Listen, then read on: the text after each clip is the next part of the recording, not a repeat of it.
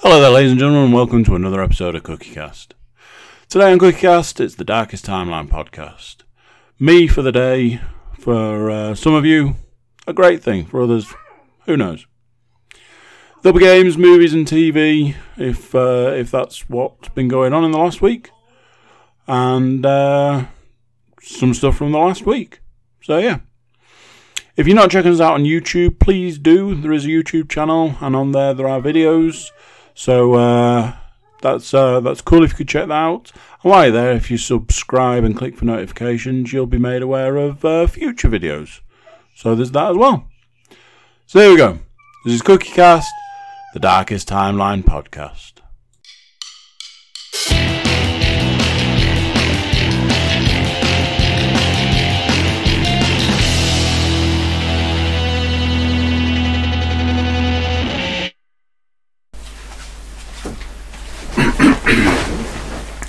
What does this look like?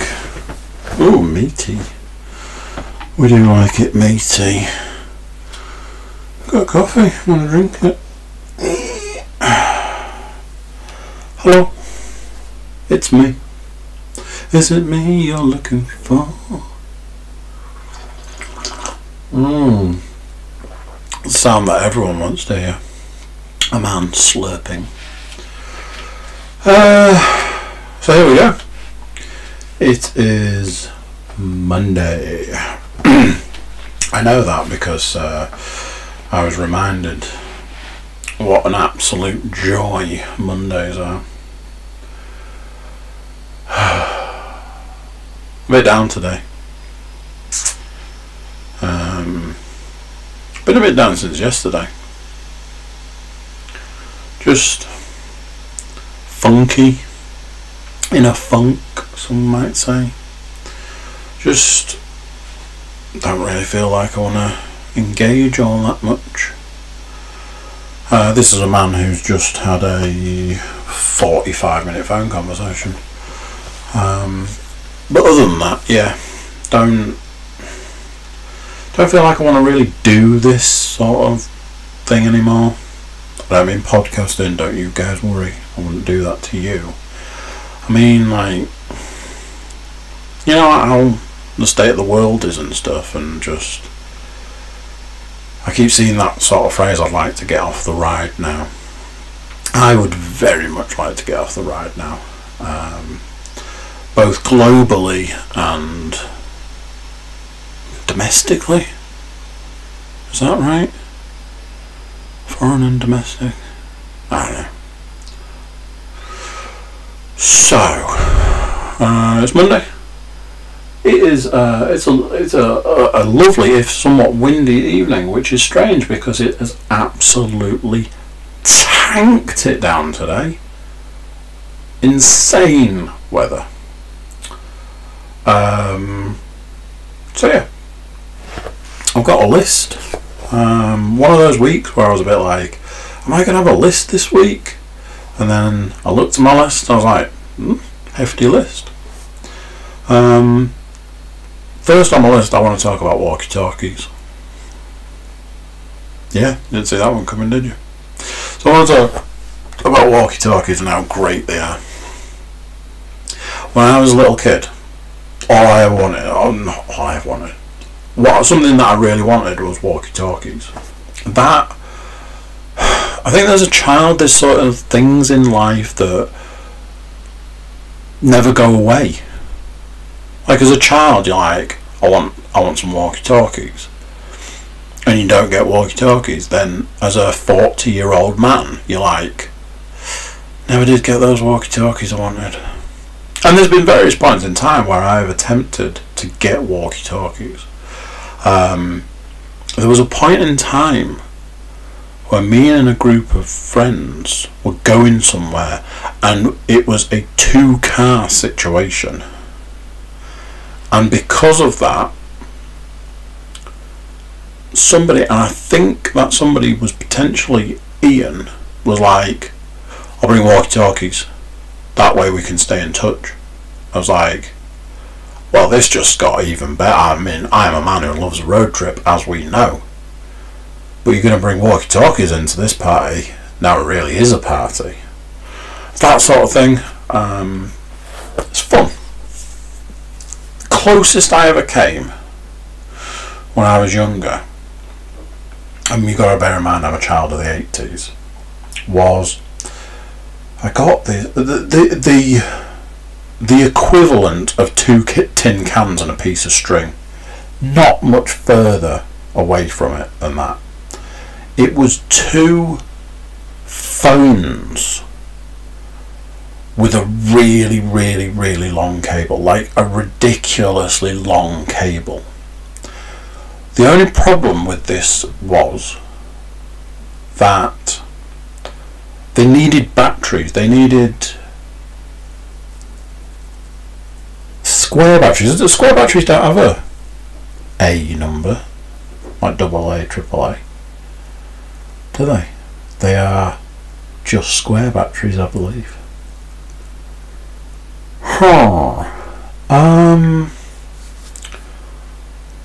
So they needed square batteries, but because there was 2 of them, they required 2 square batteries. I believe they may have been a Christmas present, and it was a bit like, oh, these are kind of cool, not quite walkie-talkies, but close. And I believe that at the time they were given as a gift to me, there was a battery situation. So, got the opportunity. I think they had a button on. There's a lot of I think in this. This shows how good my memory is. I think they had a button on where you could like call the other phone. And I'm sure they had like a landline phone. They had 1 to 0, 1 2 3 4 to 0. Then a call button or a buzzer, and then there might have been something else. Then there was the long cable. You talked into them. It was essentially 2 phones and a bit of cable, and you powered them with batteries, and that was that.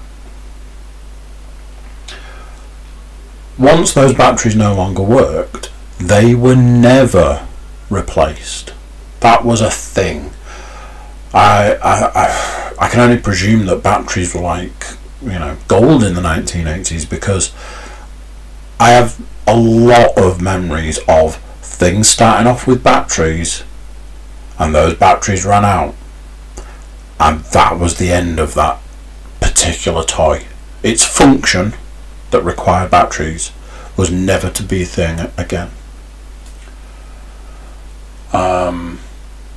So that was the closest I got to walkie-talkies. And like I say, being 40 years old, that has never gone away until recently. So, first week of the summer holidays obviously makes a huge difference, seeing as kids haven't been at school for 5 months. But there's no schoolwork, so it's different like that. So various conversation about a tent. So to my eldest, would you sleep in a tent? Oh, absolutely, definitely, 100% I would sleep in a tent. It's like, but would you? You could get a tent and a sleeping bag, stick you out in the garden, job done. Oh yeah, definitely, yeah, absolutely. Asked again, sort of in between times, it was like, well, I had a look that you can get a tent for X amount, and then a bigger tent for X amount, and a sleeping bag for X amount, and so on and so forth. It's like, to be fair, it's not horrifically expensive to buy a tent. You never know when you might need one. You get a half decent size one, and if she does want to sleep in the tent, she can do that. Get a sleeping bag to go with it.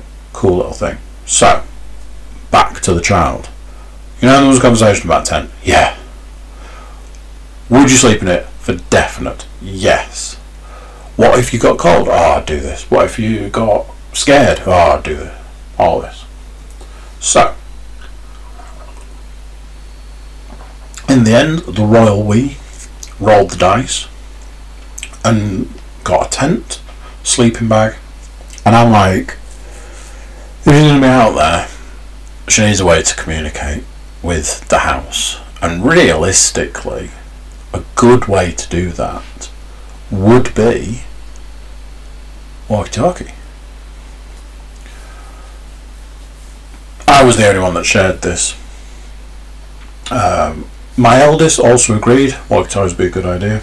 So it's kind of one of those, sort of wore that situation down and ordered walkie-talkies. So they arrived, tent arrived. Day one, right. Are you going to put the tent up? Yeah. Sleeping bag? Yeah. Oh, there's also these. Oh, walkie-talkies, they're cool. Again, they're really good. There's 2 walkie-talkies, as you'd imagine. 2 docks for charging.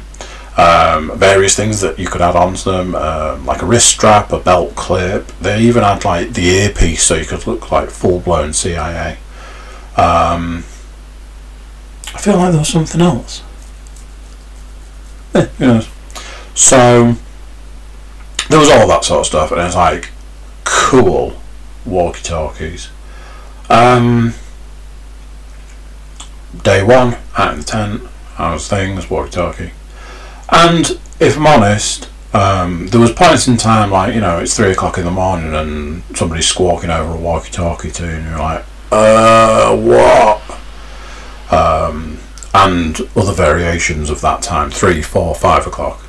There was a couple of points in time where we got like crossed channels with other people, and the weird thing was that the other person who was on the channel was like, Cookie. I'm like, hello? The weirdest thing, it's like the person was actually talking to me. So, walkie-talkies. However, the fun did not end there. You know, when you're a parent, you go out for a walk. There's a lot of walking, or travelling of various sorts in our world. Get out, get some exercise, do a walk. They've both got scooters. Elle's got a bike, so on and so forth. It's like, we'll get out there. You know when they like set off, and obviously they're on like a scooter or a bike or whatever, and they shoot off down the road, and you're like, oh, I need to tell them this, or oh, you know, stay there, or don't cross the road, or don't do this, or do that, or whatever. Take the walkie-talkies with you. 1 to one child, 1 to yourself. Super cool. Because you're like, oh, is the road clear? Yes, the road's clear. Oh, well, you can cross and just wait on the other side. Or wait for your sister and then cross the road. Oh, I can see there's a truck coming behind me and we're technically walking on the road. So tuck in at a distance that you would never be able to sort of shout that instruction.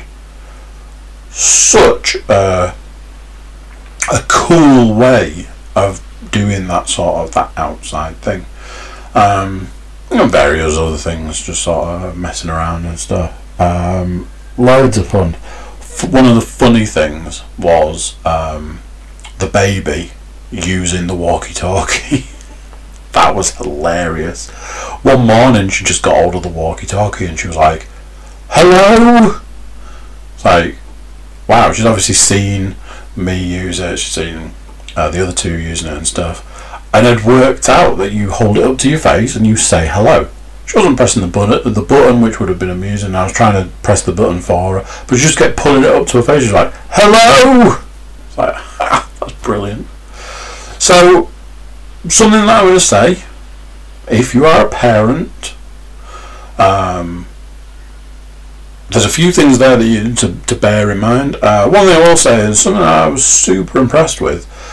We had it absolutely bang on that we were like, she'll go out there, she'll spend half the night out there, it'll get cold, she'll get scared, all of that sort of stuff, and she'll come in, and that'll be the end of the tent.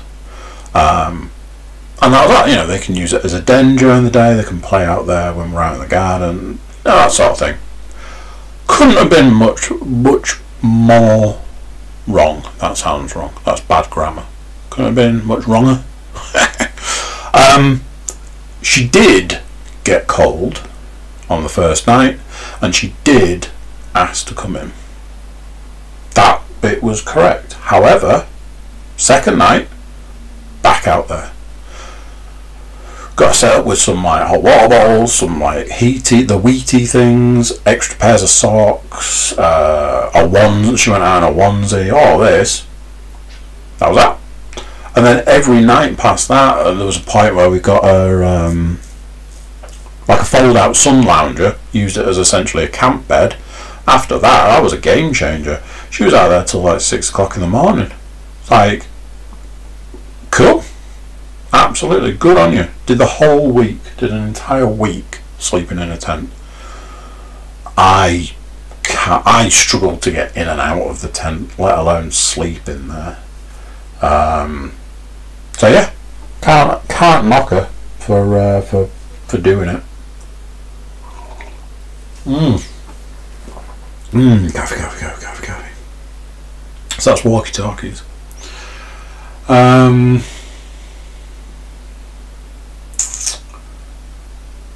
Can't think what day it was. I've written down old body. Must have been Wednesday, was it? Tuesday, I do a big workout on a Tuesday because Wednesday is my rest day. I have all my days worked out for workouts and exercises and things. Tuesday, big workout. Wednesday, hill sprints first thing in the morning. So it would make sense that it would be Wednesday afternoon, possibly Thursday. One of those days last week, I ended up turning around at one point and saying, today is the first day of my life that I have felt old. Everything hurt. I have this theory that my kettlebell exercises that I do keep away a bad back.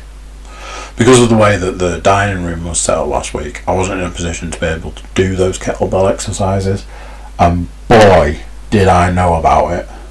Jesus, halfway through the week my back was in agony. I'll spare you some of the details, but I went to the toilet one morning and couldn't wipe because my back was that bad. Probably a bit too much information there, but I'm just trying to give you an idea. Yeah, absolute agony. It's got to the point now that the amount of weight that I'm lifting, I should probably wear my belt to do some of the exercises because it's a lot of weight. So yeah, so my back hurt. Done hill sprint, so my legs hurt. I'm doing I'm doing a lot of lifting, a lot of weights at the moment. So everything from like I don't know, waist up hurt. I was tired, and basically I was just like, this is the first time I've ever felt old. Everything hurt, and I've been in situations where I've done massive amount of exertion and then you ache the next day. You've done a 10k without doing any training. You've done a 10k when you've done literally years of training. No, months of training. So on and so forth. I've been in situations where I've done a massive amount of exertion and then ached the next day. That's nothing new to me. In fact, that's something very old to me. But this was different. This was an old man feeling. And 40's not old, I'm not telling you it is, but 40's older than 20. And it's older than 30. And it's older than 39. And I felt it for the first time ever. And then I'm like, like my knee was hurting. Last night when I was working out, I jarred my elbow, and I'm like, do I need to start taking cod liver oil? I'll go back. I used to take cod liver oil. Do I need to go back to taking cod liver oil? That's an old man thing. And then it's things like, well, you know, realistically, I think it was Joe Rogan that said if you're not doing yoga, if you're a 40-year-old man, 40 and over, and you're not doing yoga, you're really going to suffer later in life. Should I be doing yoga now? You know, I'm 40 now.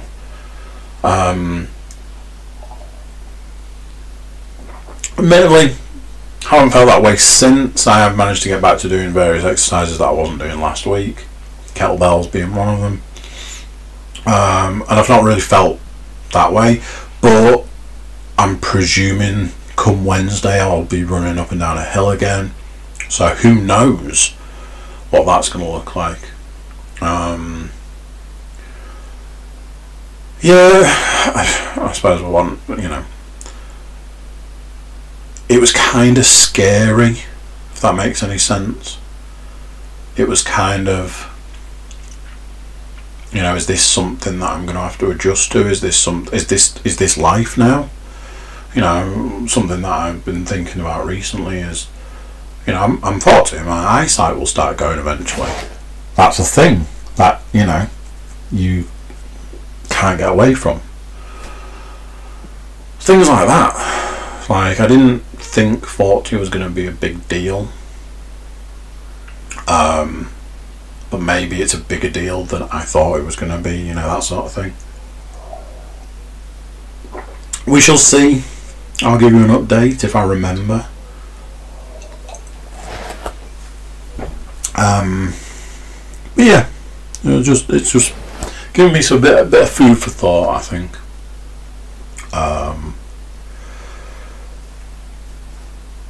I had a situation last week where my eldest is super tall, which she obviously gets from me. There was a time in my life where I was considered to be quite tall. That's not the case now, because I've shrunk quite a bit. So my eldest is super tall. Too tall for leggings is the issue. So made the decision, rather than trying to get like bigger leggings which just will not fit, it's like, well, let's get some cropped leggings. My go-to is always Asda. Let's go to Asda and get you some clothes, because I know I can get X number of items of clothes for not a lot of money. Perfect. Went to Asda and it was like, okay, you are in this age range and you can have nothing. If I wanted to get leggings for the middle child, as many leggings as you want. However, for my eldest, nothing. Like, wonderful. Went to Sainsbury's. Now, the way it works is Sainsbury's is essentially over the road, so next logical place to go. Can't say I would ever go to Sainsbury's first for children's clothes, because in my experience, whatever I've found in Sainsbury's, I know I can find in Asda for cheaper. Sometimes considerably, sometimes a little bit. Never, you know, it's never more expensive in Asda than it is in Sainsbury's, because Sainsbury's is that, you know, ever so slightly further upper class. So we went to join the queue. Now, this in itself was a surprising thing, because there was a queue which doesn't seem to really be a thing anymore. Like, queuing to get into supermarkets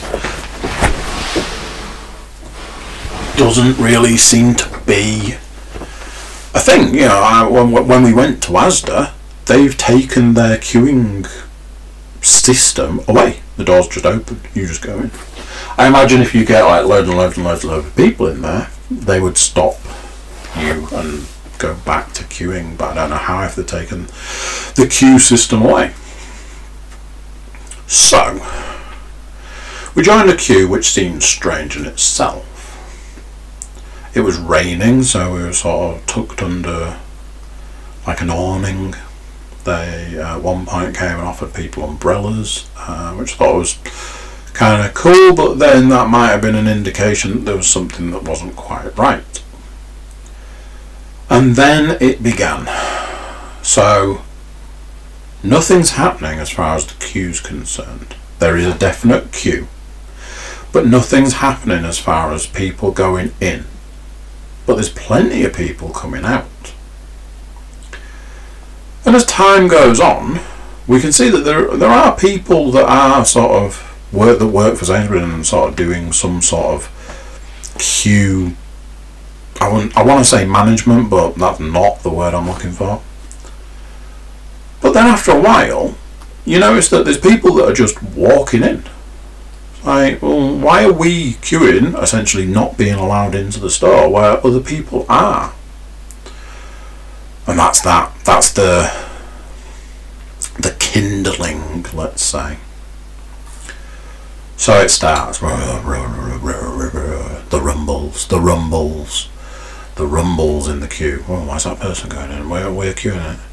It starts from behind, it starts in front, it starts the guy in front of me, the guy in front of him, the lady in front of him, and it just starts, and it just gets worse. And me and my elders are just stood. So eventually somebody turns up who works there. Any idea what's going on here? Because, you know, we're queuing and there's people just going in and out. Okay, so the internet's gone down. Now, I knew that there was an internet issue because a lot of people from my work had been texting on a group chat thing saying that loads of people had lost the internet.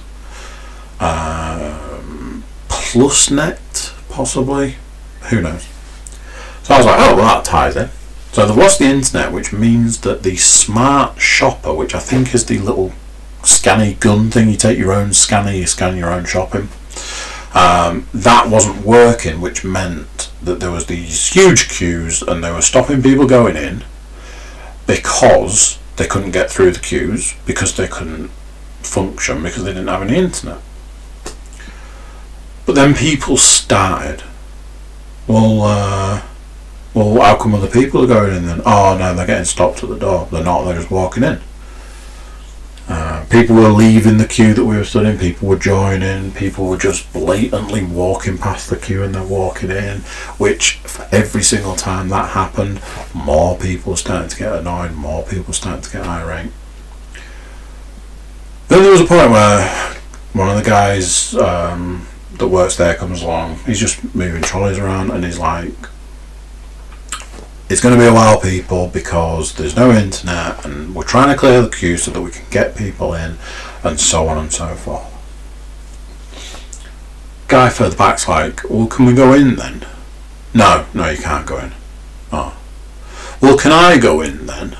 Because my wife's in there.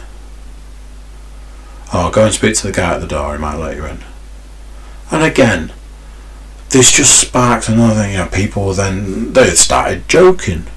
Oh, my wife's in there. Oh, my loaf of bread's in there. But I was saying to people, it's like the bat signal had gone off. At the point everyone started to queue, it was like the bat signal gone off. And not the bat signal but, you know, not the bat signal. The Karen signal. Because there were people that were just walking up, and there are certain type of people, maybe those people would be, called Karens, who knows, I don't want to say one way or another. They would walk up, they would look at the queue, assess the queue, and then just walk into the building. And then there was people that were walking up, and they were doing I can see that you're all queuing, and I can see how this queue system works. You know, there's the front, there's the back. The back's a long way away. You're clearly not going in. But I'm more important than you guys, and I need to go in before any of you, and I've only just arrived. More than once that was a situation, and a woman turned up, and she's like, does anybody know where the guy who works here is? Don't know, he seems to be collecting trolleys. Oh, it's just, I normally get allowed to go in front of everyone else because I'm a carer. Alright, okay. She went off to the front of the queue, spoke to the guy at the door, and got turned away, and then promptly left. Me and there was an old boy in front of us, and me and him were like, well, that didn't go well, did it? But it was just observing how quickly the situation escalated. I'm not a massive fan of standing in a queue when people are just walking in, but volatile is the way I would describe that situation. It was gonna be bad news if it hadn't have been, if it hadn't have been bad news, it was gonna turn nasty. In the end, we just walked away. We were like, we can't stand here for the rest of the day. We went to Morrison's instead. That was a complete joke. Turns out, having gone to every supermarket in York, it turns out that there seems to be a shortage of girls' leggings. Spoke to a woman in Tesco's and she was saying they haven't had any, they're not expecting any, there are no deliveries due for those items of clothing. As an aside, I had to go to one of my least favourite places.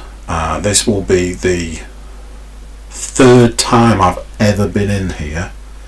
Weirdly, the first two were with Rob Rafton, but we had to go to Primark. And you know something? For every supermarket in York that doesn't have any leggings, Primark, they had all the leggings. Like, all of them. I presume they must be jacking trucks that are destined for like Asda and Sainsbury's, because they had all the leggings. So, it's good to get sorted. Right, let's move along. Let's move along, shall we? Let's do some pet love, pet hate. I've actually got a pet love, pet hate this week. My pet love is, I've put it down as parenting hacks. In hindsight, I don't mean that. What I mean is, it was what I was saying about the walkie-talkie thing. Just finding something that makes a situation easier, especially when you're dealing with children. Just making that situation easier, making it more fun. Like I say, it was a lot of fun, and it made things easier. It allowed my eldest, my middle daughter, to be able to go off in front and not have to worry about stopping every 2 minutes. They're a lot quicker on their scooters, so they can just go, and then you can call them. And there was a point where I was like saying stuff, I was like, oh, we'll just come back, and it's like, well, you don't have to, I can see you and stuff. Pet hate. This is one of those where I can't imagine anyone loves this, but burning your tongue is this week's pet hate. But it's not just burning your tongue, it's burning your tongue when you knew it was going to happen. Let me explain. I made a road coffee the other morning. I was taking the older two out for a walk. Just, when kids are like, sometimes they get like that, they're like just like balls of energy, and they just, you've got to get them out of the house, you've got to get them doing something, some sort of physical exertion, because otherwise they're going to kill each other or themselves or something. So I'm like, I was about to make a drink, but let's get these guys out the door, get them on their scooters, just like, 40-45 minutes round trip, just burn some of that energy off. So I made a road coffee. I got a big keepy cup, spoon and a half of coffee, spoon of sugar, poured hot water in, left room, poured cold water in. Got so far down the road, and I'm like, right, I know that this was boiling hot water. I know I left room to put cold in, but the one thing I know about these cups is no matter how you hold them, how you feel the cup, the contents inside is a lot hotter than it feels on the outside.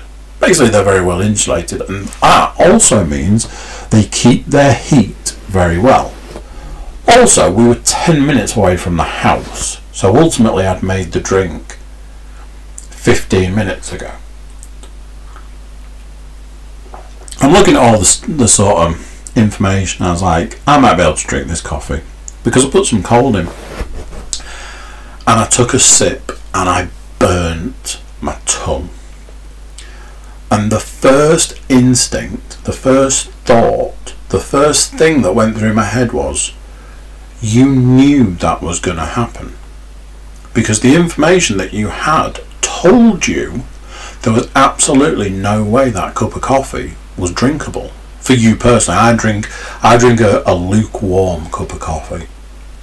Hot, you'd never describe it as hot, let's put it that way. So I knew that drink wasn't, for me, drinkable.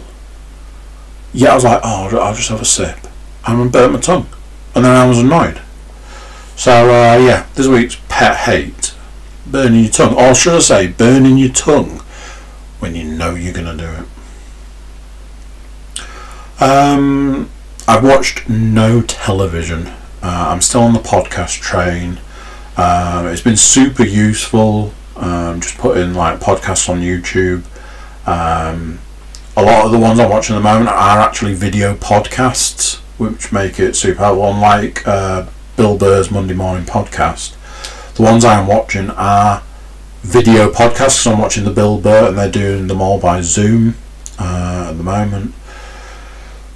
So I'm getting through them. I think I got through. Did I start on 16 and ended on 19? Might even be more than that. I might have started on 14 and ended on 19. And then I put the audio on when I was working out this evening.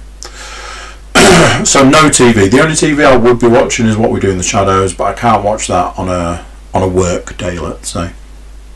So there's that. I have, however, watched 2 films.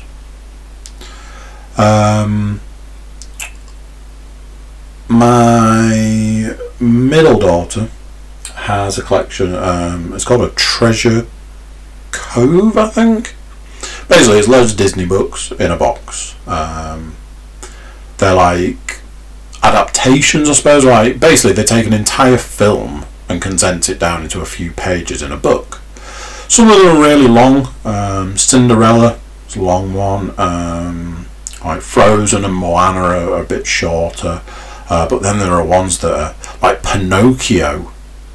That takes forever to read. So it's that you can imagine. But then there's like other ones. There's like I Am a Princess, and it's just a load of the Disney princesses talking about what they like to do. So there's a variation of different things. She's been really good recently, like changing the books that she wants, which is cool. She got into a point, like all children do, that she just wanted the same book over and over again. I must have read that Frozen book about 100 times. I've read the Moana one a few times, but I have less issue with that. So this, like the last week, she's been changing her books left, right and centre. One day we had Cinderella, one day we had Frozen. She also had a couple of other books. Where Do Trains Sleep? And Where Do Diggers Sleep? 2 books that I want to hate because they're written really weird, but by the end I find that I can't hate them because they're kind of cool. One of the books she picked, which piqued my eldest's interest, was Incredibles 2. Now my eldest has seen The Incredibles, but I've seen it that long ago that she doesn't remember it, and certainly hasn't seen the second one. My middle daughter has seen neither of them. So yesterday, they'd watched Frozen 2 earlier in the week, but I think I must have been making tea. I didn't see a single moment of that film, so I must have been doing something that took a while. can't imagine what Tio would have been making that took all that time. Anyway, not important. So we had a conversation, and we were like, well, I was saying, oh, you know, there's a film of Incredibles, and my eldest wanted to watch Incredibles 2 because she knows she's seen the first one, but was saying she doesn't really remember it, but she had seen it. I was like, well, if we're getting like the middle daughter involved, should we not watch the first one? I was like, we could do a double bill and watch them both back to back. I know that that's not realistic, but you know, I like to throw these ideas out. So ultimately, we landed on watching Incredibles. And my middle daughter didn't want to watch it. But she quite into superheroes in a way. And she'd enjoyed the book. So I put the trailer on for her. She watched the trailer and she was like, yeah, that looks good, let's watch that. So we put Incredibles on. And we watched it. I got a lot of time for Incredibles. I don't think it's the best of the Disney Pixar films, but it's certainly very watchable. I've seen it loads of times. And it's superheroes. I do enjoy section when the kids are on the island. Spoilers, by the way. When the kids are on the island, I really enjoy the stuff with Dash when he's on the island. Sort of like, it's the first time he's really been able to sort of cut loose and use his powers. So half of the stuff he does, he didn't know he could do. That's fun. That's cool. So we watched that. Something interesting, you know, when you've seen a film a few times, but then you watch it, and I don't know whether it's watching it with a different eye, maybe. There are some themes in that film that are a bit grown up. The bad guy talks about killing people. The mum talks about the fact that if the kids get caught, they'll be killed, and is very serious about it. There's a bit where Mr. Incredible gets electrocuted, like as if they're going to sort of electrocute him to death. There was other stuff. I remember there was like stuff at the beginning that I was watching. Yeah, like people getting grabbed by the throat. Like Mr. Incredible threatens to kill the henchwoman. Is she a henchwoman? Psychic? I don't know. Yeah, henchwoman, I suppose. I was watching it, I was like, there are themes in this film that are a bit, I don't know how child friendly they are. I don't know if I was just maybe a little oversensitive, or maybe that's something that's flown under the radar previously. I don't know. It was an enjoyable watch. I'm not saying it wasn't. It's a great film. I don't think I need to review The Incredibles at this point in time. If you've seen it, you've seen it. If you haven't, you're probably not going to, is the way I usually do these things. So that was that. This is one of those, I have watched another film. If you've got no interest in DC animated movies, you probably want to spin on for a couple of minutes. I watched, I've taken it downstairs, Superman Red Son. A gift I got for my birthday. Yeah. I think. Yeah, let's go with that. I've been sort of desperate to. I've got a list of films that I need to watch. I've probably told you that. So I got a bit desperate, wanting to get stuff watched. Excuse me. So I was like, right. I sat down last night. I had my tea and I watched Superman Red Son. Works on the principle that it's like an alternate Superman story. Works on the principle that when Superman crash landed on Earth, rather than landing in Kansas, he lands in Russia. And it's It must also be set earlier. As I mentioned the Cold War, I'm sure it starts like 1946. It must be just after the end of the Second World War. So anyway, I don't know if that's important. It gets to a point where Superman basically goes to be a Superman in the sense of he joins like the government, becomes a symbol. The Russian government send video to like world media, and obviously people in America view that. There's a point in time where he has to stop a satellite crashing into Metropolis.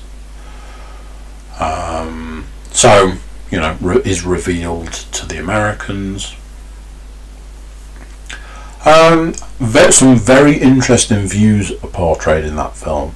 I think they used it as an opportunity to sort of say a few things that they might, as creators, they might feel.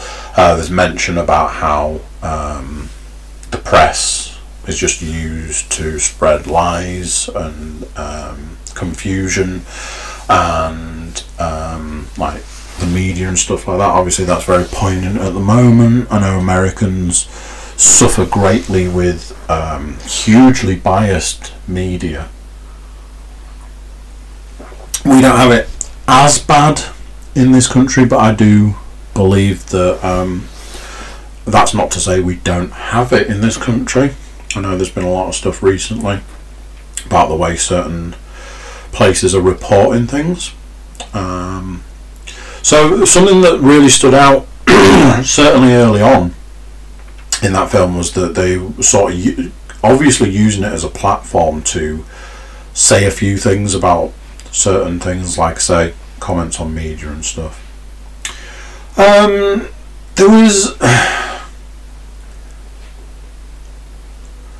was things, I want to say there was things I liked about it. I didn't dislike this film, but there was things about it I didn't like. Wonder Woman's quite a big character in it. She sort of stands by Superman throughout the film when she probably shouldn't, to the point that she doesn't. Batman's in it very briefly, weirdly, and it's a Russian version of Batman, which really didn't sort of fit. It's always nice to see Batman, he's my favourite, but it didn't really fit, and he was in it was a super short amount of time. Like, he's announced into the film, he's in it very briefly, and then he's not in it anymore. There was a different version of the Green Lanterns. Again, nice to see things like that, being in it.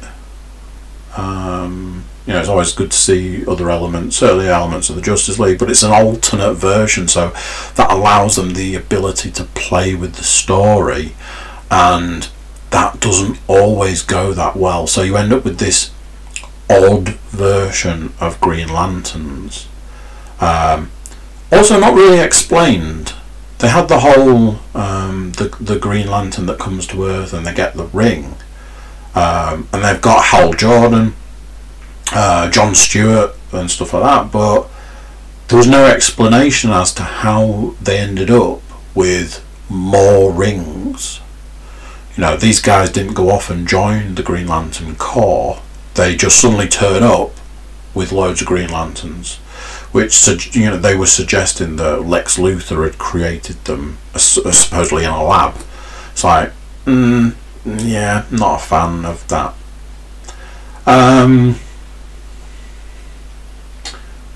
Brainiac's in it, and then spoiler alert, but is it any surprise that when Brainiac's involved that he ends up being the bad guy? That was a bit of one of those, like the moment it was like, Brainiac's here, okay, Superman just defeats him, cool. Superman keeps him hanging, keeps him around. Okay, so he's the bad guy then. Things like that. It was an enjoyable watch. I'm not saying it wasn't, but there was a lot about it that it was a bit like, really? You're doing it like this? Sort of thing. I've got another one to watch. Justice League. I can see it from here, but I can't because it's down. Apocalypse War.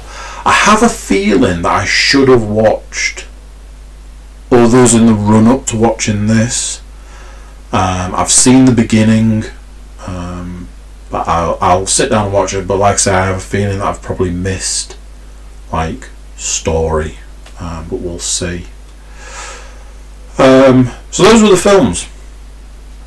Other than I was going to say other than VR, but I haven't played VR until last night, and I didn't play it. I was doing the boxing. The only game I've played is no, that's not true. I've played Ghost of Tsushima. Can't really say that word.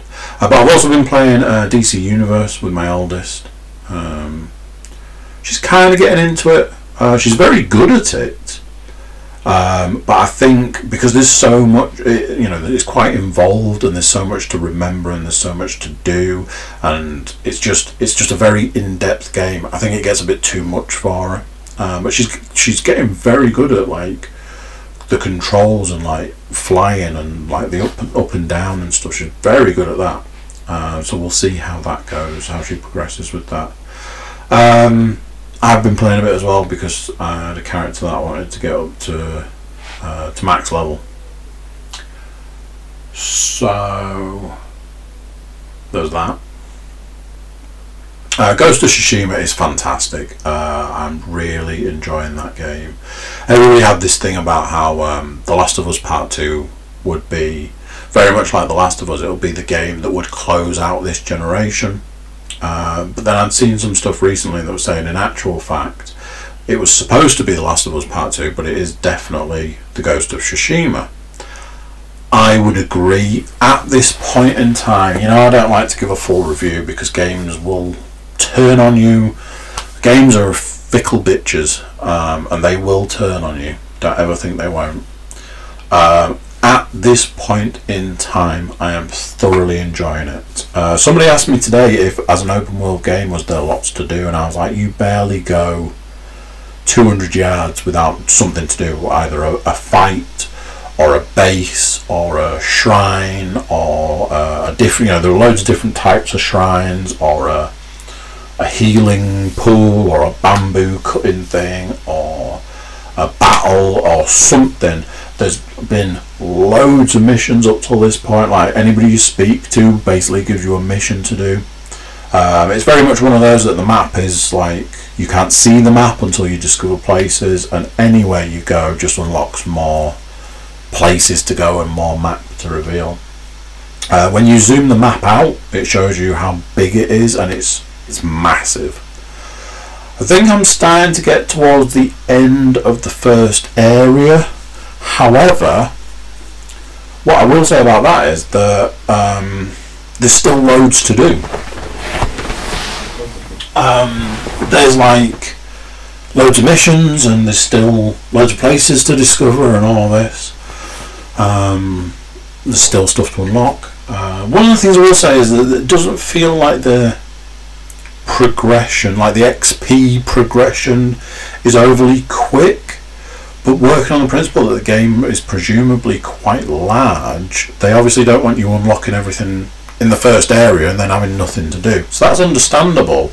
It's just there's so much to unlock.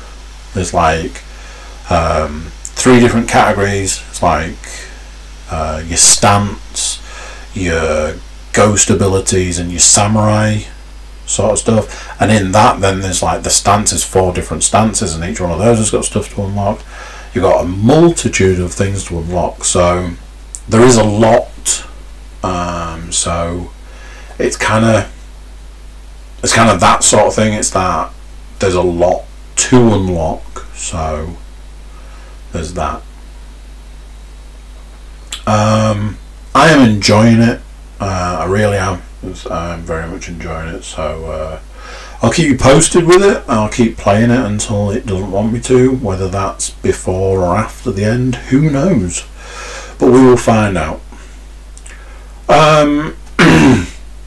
Obviously you guys know that I've been reducing down talking to you about my workouts, because they're just workouts. They're very much the same. They involve the same things, and so on.